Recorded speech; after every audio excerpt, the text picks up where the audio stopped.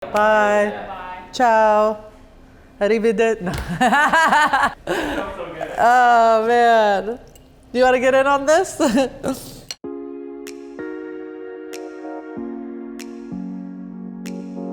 Hi everyone, my name is Reem Assil. I am the chef owner of Reem's California.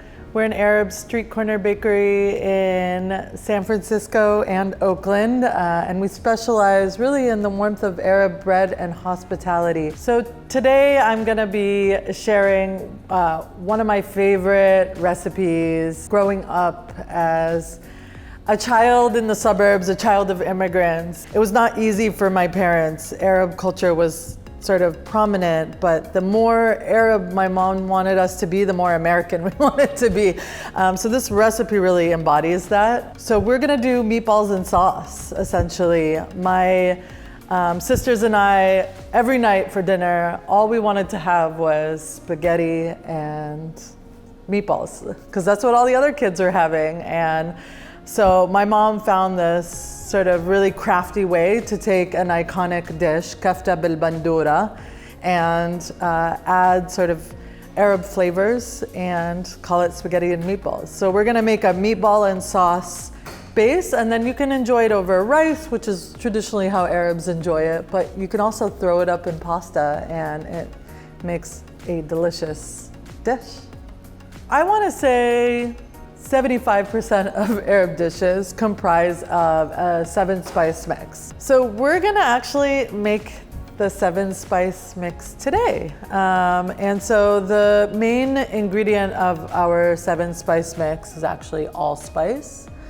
So we're gonna go ahead and put 1 teaspoon of allspice. We're gonna do half a teaspoon of cumin seeds, half a teaspoon of coriander, and half a teaspoon of cloves. It's really no more than 30 seconds to a minute. You wanna toast your spices because really that's what's gonna release all the sort of essential oils in this. You don't wanna burn them. Just enough to kind of start to smell the aromatics. Then we're gonna do about a 1/4 teaspoon of ground cardamom. If you have whole cardamom at home, you can crush that in there too. About an 1/8 teaspoon of ground nutmeg.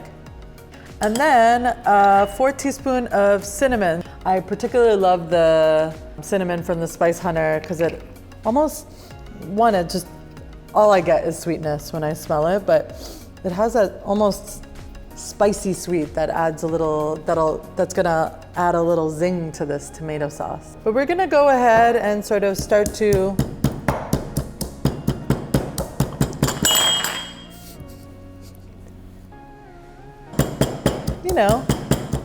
good old-fashioned elbow grease.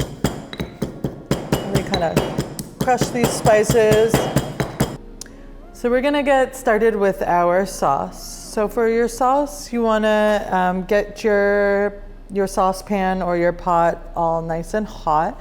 And you're gonna throw about 2 tablespoons of olive oil. And then you are going to saute about 1 medium onion, medium dice. Then you're gonna put about 2 to 3 cloves of roughly chopped garlic, 2 to 3 plump cloves. Once your onions are all nice and translucent, I see they're nice and soft, you're gonna throw your spices. We're gonna throw about 2 teaspoons of salt.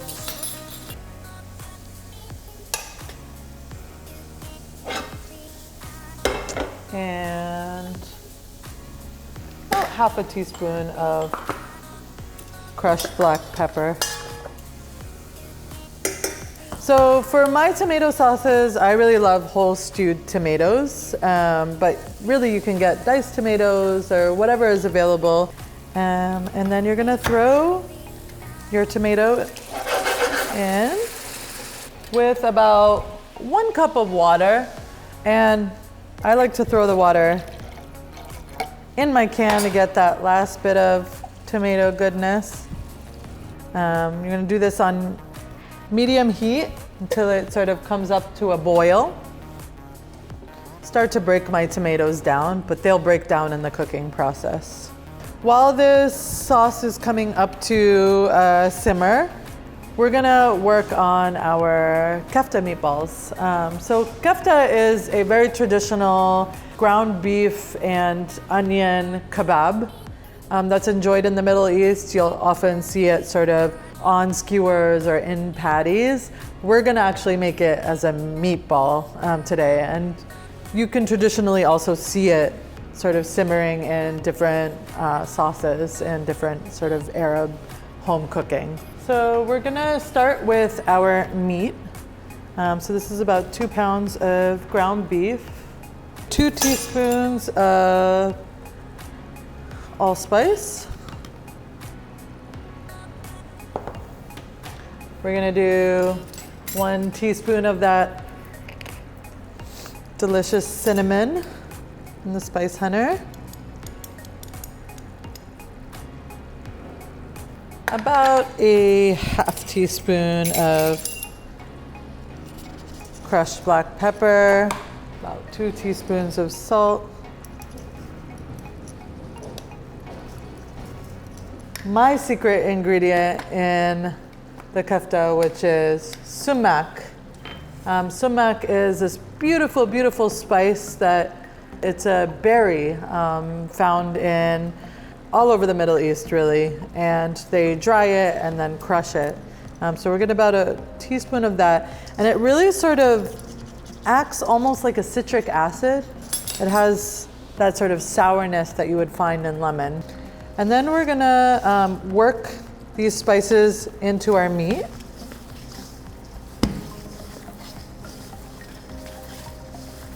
And then we're gonna do 1 medium onion that I've grated. So you can just run this in a food processor and drain it. Drain it as much as you can. And then some chopped parsley. About a bunch. Make sort of a cup of chopped parsley unpacked.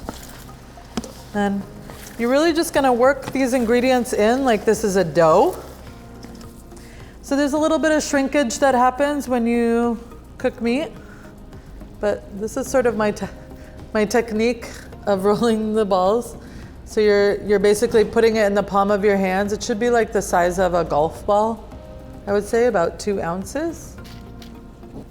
One of my memories of going to Syria and seeing all my aunties just sit around sort of a big pile of meat and do this all day like machines, you know, just so flawlessly. So I try to channel that. I made my meatballs. It's a lot of meat, but they're gonna shrink a little bit. I always joke that this feeds 4 to 6 hungry Arabs, but more like 6 regular people. Makes about 25 or so meatballs. All right, so by now our sauce should have developed its flavors. You can see it's just bubbling, and I can see some of the oils coming to the top. I already know it's gonna be delicious. So I'm gonna give it a little taste. Oh yeah, tastes like my childhood. That is good. So this is perfect. This is where you want it to be. I like to blend the sauce. It really sort of brings the flavors together even more, and it's just the way I grew up having it. But if you like sort of the chunkiness of tomatoes and onions, you can easily just throw your meatballs to cook in here after you sort of cook them and brown them. We're gonna do it today as a blend because we really wanna sort of mimic a pasta sauce. We're gonna get another pan nice and hot, a little bit of olive oil. If you have a cast iron at home too, you can use a cast iron or any sort of non-stick griddle. What we're gonna do is grill these meatballs first, get a nice browning on them, so it can kind of lock the flavors in. This is a really juicy meatball, and we want it to sort of hold its form when we throw the sauce on top. Let's look at this beautiful sauce that we blended. You can see all of those flavors together. It makes that sort of really rich orange color. I remember my mom making this and being able to invite my friends over and be able to brag to them about how Arab spaghetti and meatballs is the best spaghetti and meatballs. We're gonna go ahead and put our meatballs down on the oil. You can hear that sizzling, that's when you know it's ready. You want to kind of get a nice dark brown color. You can see that caramelization. Look how nice that is. Sort of get it on all sides. We're, again, sort of locking the flavor in. We're not cooking the meatball all the way through because it's gonna simmer in the sauce. So I'm gonna go ahead and pour this sauce in. Look at that.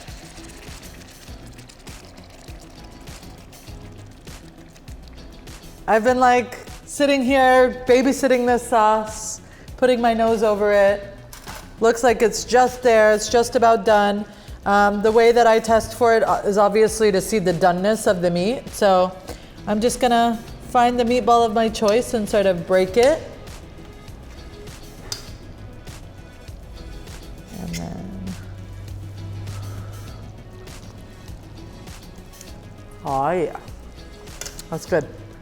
We're gonna plate it the traditional way, and this is the way my mom would have liked us to have this all the time, which is over some rice. I have some spiced rice with, if you can guess, is spiced with more 7 spice mix.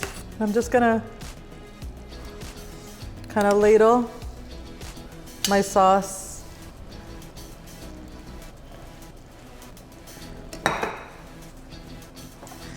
I'm gonna throw some olive oil on that.